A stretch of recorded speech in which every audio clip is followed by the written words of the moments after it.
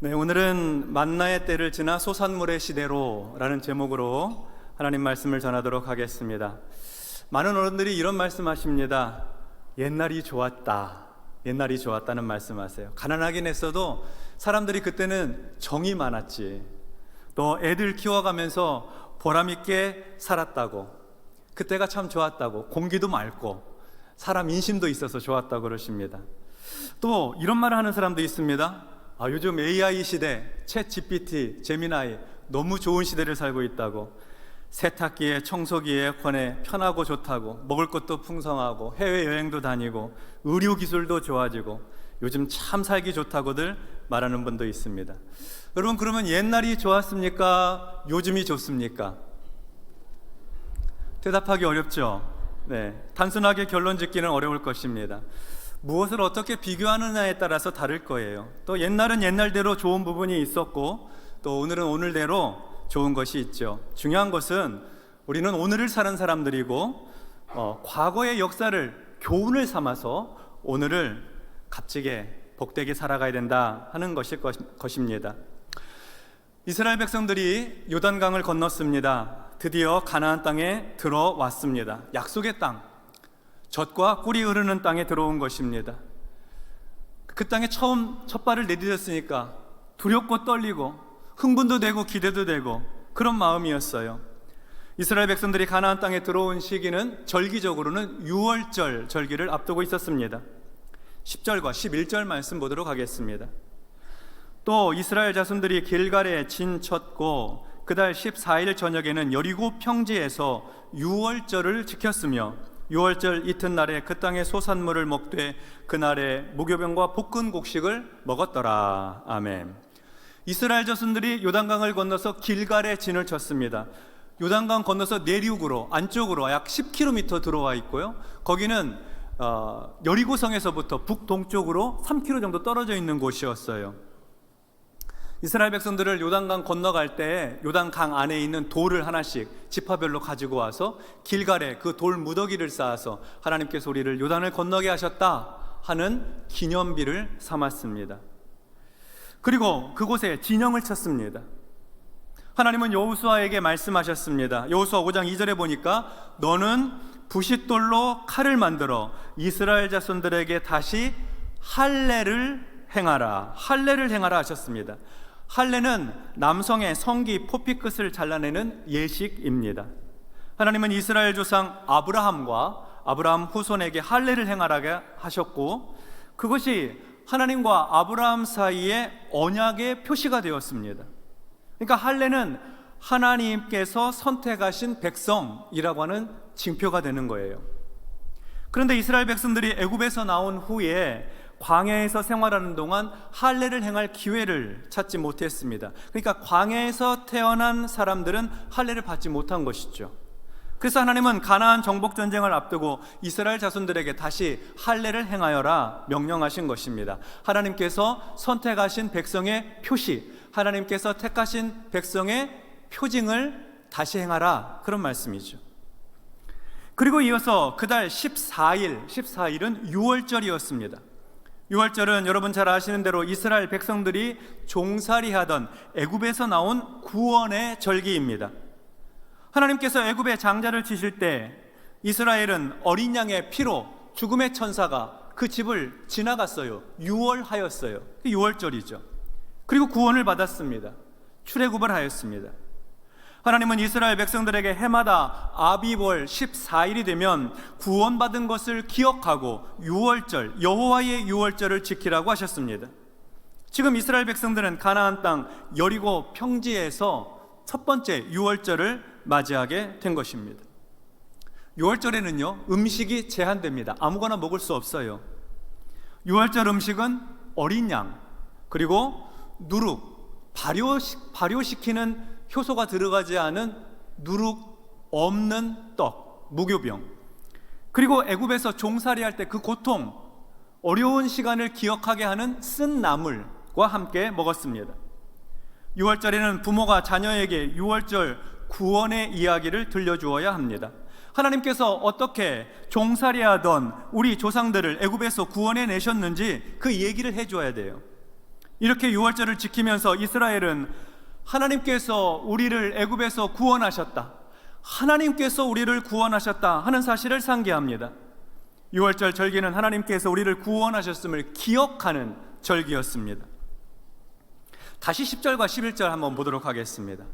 또 이스라엘 자손들이 길갈에 진쳤고 그달 14일 저녁에는 여리고 평지에서 유월절을 지켰으며 유월절 이튿날에 그 땅의 소산물을 먹되 그날에 무교병과 볶은 곡식을 먹었더라. 아멘. 이스라엘 자손들이 길갈에 진을 쳤습니다. 그달 14일 저녁에는 여리고 평지에서 유월절을 지켰습니다. 그리고 유월절 다음 날에 그 땅의 소산물을 먹었습니다. 가나안 땅에서 농사지어서 난 음식을 먹었다는 거예요. 구체적으로는 무교병과 볶은 곡식을 먹었다고 하였습니다. 이스라엘 백성들이 가나안 땅에서 난 소산물을 먹었다고 하는 것은 놀라운 역사적 사건이었어요. 왜냐하면 그동안 이스라엘 백성들은 광야에서 곡식을 먹지를 못했어요. 곡식 먹어본 적이 없어요. 농사를 지을 수 없었기 때문입니다. 그러니까 한 번도 먹어보지 못한 음식, 볶은 곡식은 이스라엘에게 매우 새로운 음식이었던 것이죠. 이스라엘 백성들은 볶은 곡식을 먹으면서 와, 세상에 이렇게 맛있는 음식이 있다니, 전혀 새로운 음식이라고 하면서 놀라워하였습니다. 우리로 말하자면 1950년대, 60년대에 피자를 먹어본 거예요. 피자, 햄버거, 콜라 이런 거 먹는 느낌이라고 할 수 있는 거죠. 너무 배고픈 시절인데 기름진 고기가 가득하고 고급 생선 요리가 넘쳐나는 그런 느낌일 거예요. 새로운 맛의 세상. 이스라엘 백성들에게 가나안의 볶은 곡식은 그야말로 신세계였습니다. 가나안 땅의 소산물은 정말 놀라운 음식들이었어요. 자, 이제 12절 보도록 하겠습니다. 또 그 땅의 소산물을 먹은 다음 날에 만나가 그쳤으니 이스라엘 사람들이 다시는 만나를 얻지 못하였고 그 해에 가나안 땅의 소출을 먹었더라. 아멘. 이스라엘 백성들이 가나안 땅의 소산물을 볶은 곡식을 먹은 다음 날이 되었습니다. 만나가 그쳤습니다. 이스라엘 사람들이 다시는 만나를 얻지 못하였다고 했습니다. 여러분, 만나가 무엇이죠? 하나님께서 이스라엘이 광야 생활을 하는 동안에 매일매일 새벽마다 하늘로부터 내려주신 일용할 양식입니다. 40년 동안 하루도 빼놓지 않고 매일매일 하나님께서 만나를 주셨어요. 아침에 지면에 내린 이슬이 마르고 나면 만나가 나타났는데요, 작고 둥글며 서리 같은 모양이었습니다. 크기는 5mm 정도 되는 가시, 고수풀의 씨앗과 같은 크기였습니다. 맛은 꿀 섞은 과자처럼 달콤했고 기름 섞은 음식처럼 고소한 맛이 났습니다. 하나님은 매일 아침마다 만나를 주셨습니다. 안식일 전날에는 이틀 동안 먹을 분량을 거두게 하셨습니다. 하루도 거르지 않고 매일 만나를 공급해 주셨습니다. 만나는 매일 주어진 음식입니다. 은혜의 양식입니다. 하나님께서 직접 공급해 주셨습니다. 광야에서 주셨습니다. 농사를 지을 수 없는 상황에서 주신 양식입니다. 생명을 이어가게 하는 일용할 양식, 생명 양식이었습니다. 하늘로부터 하늘의 양식을 공급해 주신 것이죠. 은혜의 식탁을 허락해 주신 것입니다. 그렇습니다. 만나는 값없이 베풀어 주시는 하나님의 은혜의 음식이었어요. 그런데 그렇게 매일매일 내려주시던 만나가 이스라엘 백성들이 가나안 땅의 곡식을 먹은 다음 날 딱 그쳤습니다. 다시는 만나를 이제 먹을 수 없습니다. 자, 그러면 그동안 매일매일 하나님께서 공급해 주신 만나가 그쳤으니까 이제는 뭐 먹고 살지? 미래가 두렵지 않았을까요? 하나님의 공급이 멈추어서 하나님 매일 우리를 사랑하시고 매일 아침마다 그렇게 주셨는데 이제 안 주세요? 하나님 섭섭하고 서운해요. 만나가 그쳤으니까 이제 하나님의 은혜도 그친 것일까요? 아닙니다.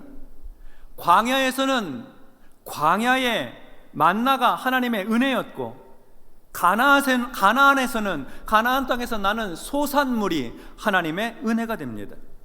물론 만나를 얻기 위해서 이스라엘 백성들이 수고한 일이 하나도 없지요. 노력한 것이 없습니다. 만나는 전적으로 하나님께서 베푸신 은혜의 선물이었으니까요. 근데 이제 가나안 땅에서는 이 소산물을 얻기 위해서 농사를 지어야 합니다. 땀을 흘려야 됩니다. 노력해야 됩니다. 수고해야 되는 것이죠. 씨를 뿌리고 가꾸고 거두어야지 먹을 음식이 생기는 거예요. 농경사회의 음식은 노력해서 땀 흘려서 일한 결과물이었습니다. 광야와는 상황이 달라진 것이죠. 그러나 그렇다고 해서 땅의 소산물이 인간의 노력만으로 얻어지는 것은 아닙니다. 역시 하나님의 은혜가 필요합니다. 씨를 뿌릴 때 이른 비의 은혜가 필요합니다. 곡식이 여물고 추수를 할 때 늦은 비의 은혜가 필요합니다. 하나님께서 적당한 때에 비를 주시고 햇빛을 주셔야 땅에 소출을 거둘 수 있는 거예요. 내 아무리 열심히 노력해도 비가 안 오면 씨 못 뿌려요. 내가 아무리 수고해도 비 안 오면 결실이 못해요. 쭉정이밖에 안 되는 것이죠. 광야에서 만나의 은혜는 만나 한 가지 음식이었죠. 가나안 땅에서 소산물의 은혜는 다양할 것입니다. 여러 곡식, 여러 과일들이 있을 거예요. 하지만 무엇이 더 좋고 무엇이 덜 좋은지 평가할 수는 없습니다. 광야에서는 만나가 최고의 음식이었고 가나안에서는 소산물이 최고입니다. 하나님의 은혜는 광야에서도 임하고 가나안에서도 이른 비와 늦은 비로 임하는 것입니다. 결국 이스라엘 백성들은 하나님의 은혜로 먹고 사는 거예요. 어느 곳에 있든지 어떤 상황에 처하든지 하나님의 은혜로 사는 것입니다. 그러니까 만나가 그쳤다고 해서 두려워할 필요 없어요. 염려할 거 없습니다. 하나님께서 가나안에서도 필요한 은혜를 베푸실 것이니까요. 자, 그런데 어느 곳에서든지 영적인 도전이 있기 마련입니다. 광야에서의 영적인 도전은 고난이었습니다. 고난. 광야에는 길이 없습니다. 거칩니다.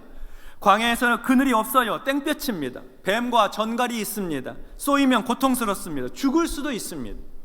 광야에서는 마실 물이 없습니다. 갈증이 심합니다. 광야의 생활은 단조롭습니다. 그냥 흑백 색깔이에요.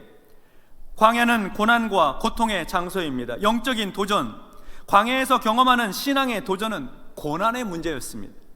하나님을 의지하지 않고는 살 수가 없는 곳이죠. 고난이 신앙의 도전인 광야에서 나타나는, 고난 받을 때 나타나는 불신앙의 모습이 있습니다. 광야에서의 불신앙은요, 하나님을 향해서 원망하고 불평하는 모습으로 나타납니다. 하나님, 길이 왜 이렇게 거칩니까?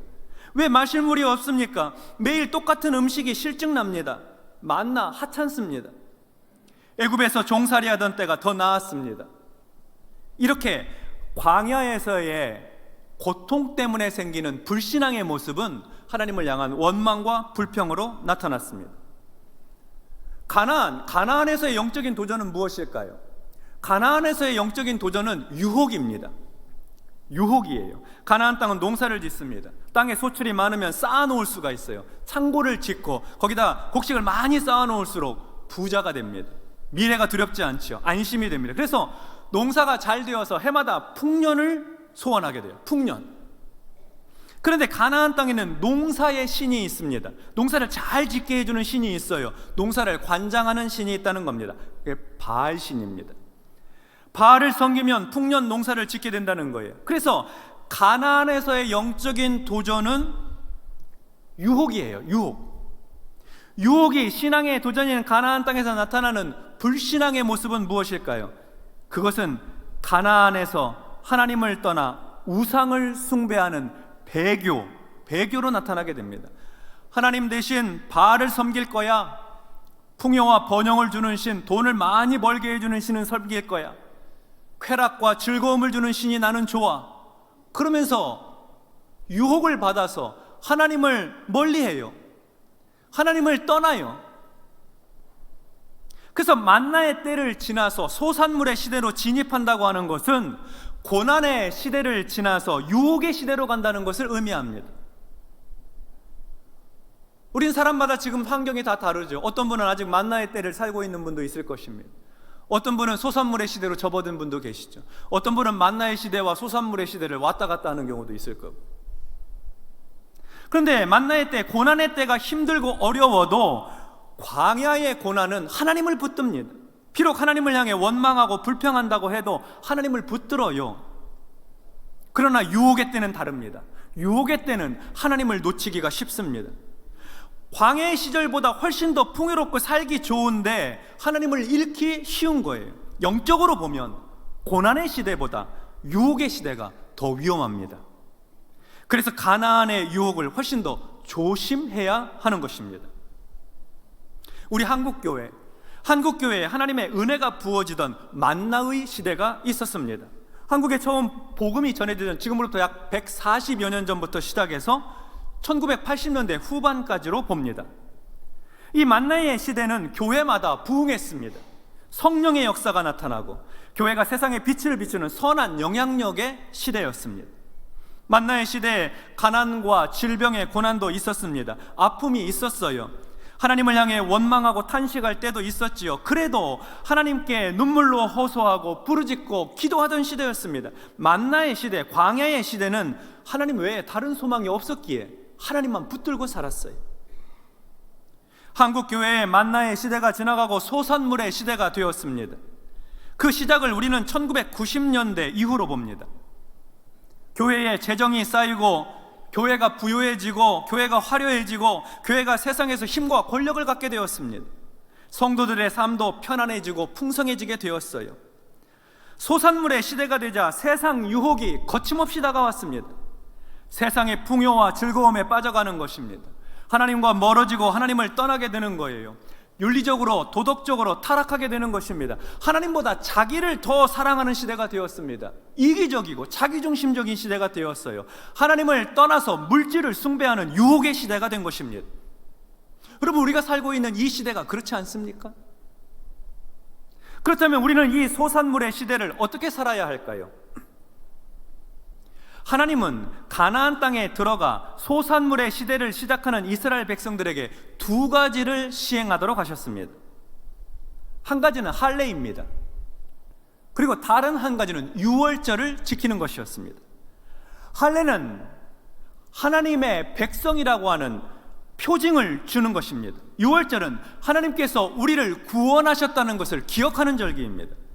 그러니까 가나안 땅에서 소산물의 시대를 시작할 때 하나님께서는 이스라엘 백성들이 하나님께서 선택하신 백성이다, 우리는. 그리고 우리는 하나님께서 구원해 주셨다라고 하는 이 사실을 마음에 새기고 시작하기를 바라셨던 겁니다. 하나님은 만나의 때를 지나 소산물의 시대로 진입할 때 가장 중요한 것이 나는 누구인가, 나는 누구에게 속해 있는가, 이 정체성의 문제가 매우 중요하다고 생각하셨던 거예요. 정체성의 문제. 그래서 길갈에서 이스라엘이 다시 할례를 받게 하셨고 유월절을 잘 지키게 하셨던 것이죠. 그래서 이스라엘 백성들로 하여금 나는 하나님께서 택하신 사람이야, 우리는 하나님께서 선택하신 민족이야, 우리는 하나님의 은혜로 구원받았어, 하나님께서 우리를 구원해 주셨지 라고 하는 분명한 정체성, 그걸 가지고 소산물의 시대를 시작하기를 원하셨던 것입니다. 여러분, 소산물의 시대는 정체성 싸움의 시대입니다. 소산물의 시대에 하나님을 신뢰하고 의지하고 살아가기 위해서 가장 중요한 근본은 정체성이에요. 내가 하나님의 선택받은 백성이라는 사실과 내가 예수 그리스도의 십자가의 보혈로 구원받은 하나님의 자녀, 하나님께 속한 사람이라고 하는 이 정체성, 이 정체성이 가장 중요한 요소가 되는 것입니다. 그래서 하나님은 이스라엘 백성들에게 소산물의 시대를 시작하면서 이 두 가지를 강조하셨던 것입니다. 목사님, 그럼 소산물의 시대는 이렇게 위기만 있는 것입니까? 아닙니다. 소산물의 시대는 위기와 함께 기회의 시대입니다. 소산물의 시대는 우리가 영적으로 도약할 수 있는 기회를 제공합니다. 거저 주시는 만나의 시대에서 수고해야 하는 소산물의 시대로의 전환은 영적 성장과 성숙의 기회가 됩니다. 가나안의 농경 문화, 세상의 물질 문화 속에 살면서 하나님의 선택받은 백성, 하나님의 구원을 경험한 성도로서 거룩한 신앙을 강화할 수 있는 좋은 기회가 되는 것입니다. 광야에서 경험했던 만나의 은혜를 잊지 않고 소산물의 시대에 유혹을 이겨내는 영적 도약의 기회가 되는 것이죠. 소산물의 시대가 어렵다고 해서 광야의 때로 되돌아갈 수는 없습니다. 우리가 영적으로 성장하기 위해서는요, 이 유혹의 시대에 하나님의 말씀을 붙들고 몸부림을 치면서 성장해 나가야 되는 겁니다. 영적 성장을 거듭해 나가야 되는 거예요. 회복하는 것은 좋은 것이지만 회복은 과거에 뒤로 쳐졌다 다시 돌아오는 정도가 회복이에요.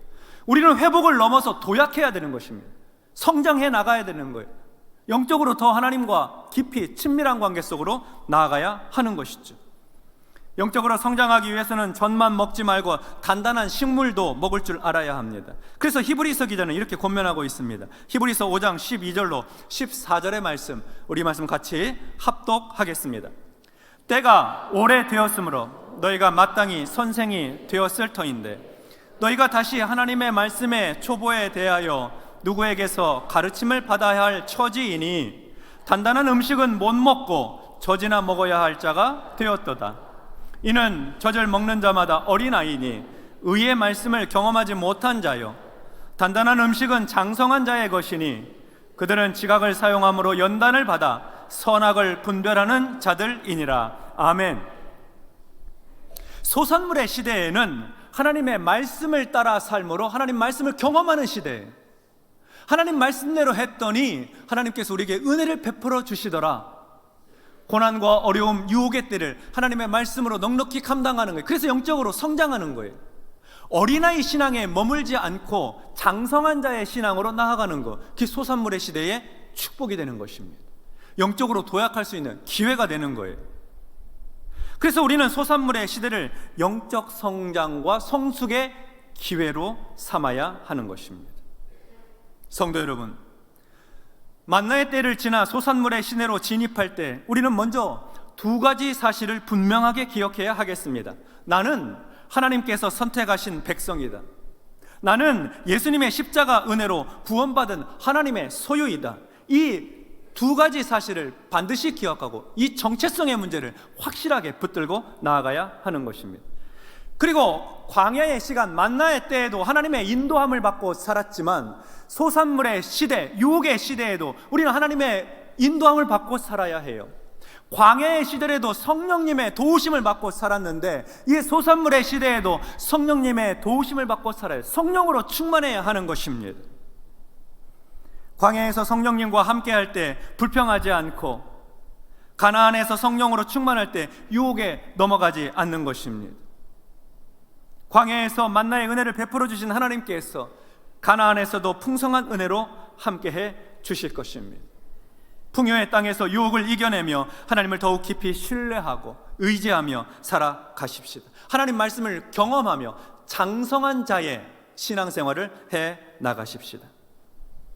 만나의 때 소산물의 시대를 좀 좁혀서 말한다고 하면 오늘 주일은 만나의 시간이고 주중은 소산물의 시대입니다. 오늘은 하나님의 은혜를 값없이 받는 만나의 때이고 내일부터는 땀 흘려 일하는 소산물의 때입니다. 물질의 유혹, 명예의 유혹, 이성의 유혹이 있는 위험한 때죠. 그러나 하나님의 은혜는 오늘도 내일도 우리에게 변함없이 임하실 것입니다. 고난의 때에도 유혹의 때에도 우리는 성령으로 충만하여서 성령님의 도우심을 받아 말씀 붙들고 승리해야 하는 것입니다. 그래서 계속해서 우리는 회복을 넘어 영적인 도약, 영적인 성장을 거듭해 나가야 하는 것이죠. 만나의 때를 지나 소산물의 시대로 나아가는 우리에게 성령께서 함께 하셔서 넉넉히 유혹을 감당하고 믿음으로 전진하는 우리 모두가 되시기를 주님의 이름으로 축원합니다. 기도하겠습니다. 하나님 아버지 감사합니다. 우리는 하나님의 은혜로 값없이 구원을 받고 하나님의 은혜로 택함받아 하나님의 거룩한 자녀, 하나님의 소유가 되었습니다.